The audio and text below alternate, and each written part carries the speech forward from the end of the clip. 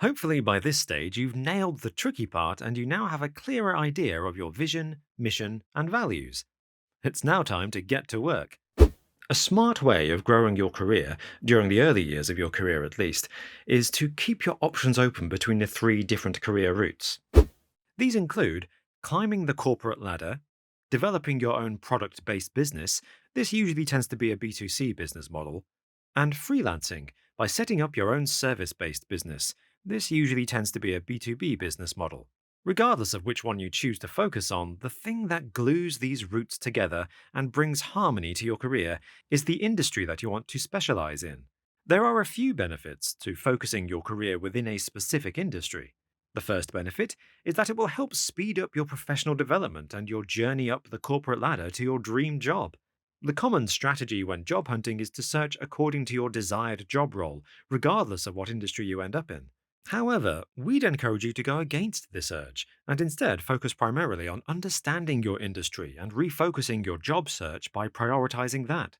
At the beginning, this approach will feel slower and almost counterintuitive, but over the course of time, as your industry knowledge and contacts grow, you'll find that your career evolution will eventually gather pace far quicker than if you opt to instead jump from one industry to another.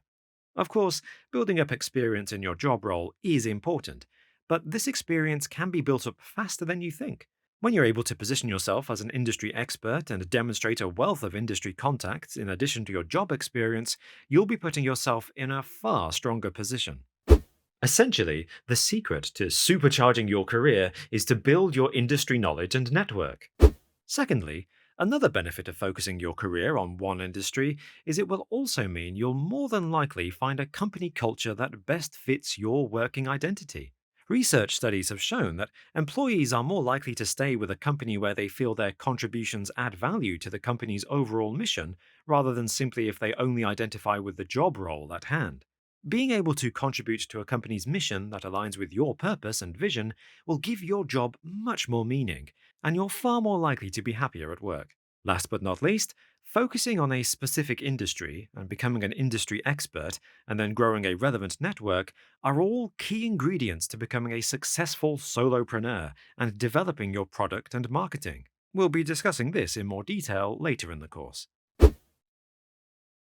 The tricky part can be knowing which industry to focus on.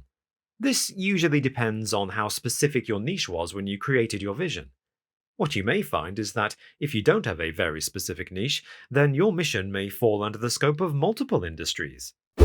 For example, let's say your vision is to help people with mindfulness by running an online course. What industry would that fall under? At first glance, this would most likely fall under the B2C self help industry. However, as part of your business model, you may want to partner with schools and businesses to help bring mindfulness into those institutions. So, this would now mean that education and HR would become additional industries that fall under your scope. You may also find that there are several charities that work in this niche too, so that would be another industry that falls under your scope. So, in this example, we've already identified at least 4 industries that relate to your vision. Using exercise file 5, you're now going to try to identify what industries relate to your vision. The best way to do this is to look at your core values as we've discussed already. Typically, the best way to identify your values is to think to yourself, what hot topics do you want to be known as a thought leader within? For example, here at Rocket, our core values include living with purpose, well-being, professional development, and solopreneurship. We therefore want to be associating ourselves with industries that match those values. So for us, what we found is that the following industries match up with our values. When it comes to our first value, living with purpose, we've identified the education sector, philosophy groups, and career consultants as suitable industries that match that value. When it comes to our second value, well-being, we've identified well-being charities and well-being consultants as a relevant match. Thirdly, we've identified that the recruitment industry matches up with our value of professional development. And finally, we've identified business and marketing consultants as a good industry match for our final value of solopreneurship. We encourage you now to use exercise file 5 to start identifying what industries fall under your career scope. We'll be analyzing those industries in a bit more detail later, but for now, it's good to just become aware of what they are. It's important to also mention that the more specific you can be with your industries, the better. So, for example, you may think you're targeting the education industry. However, more specifically, you may actually be targeting career advice departments within the education industry. By doing this, you'll be forming a more focused niche for yourself.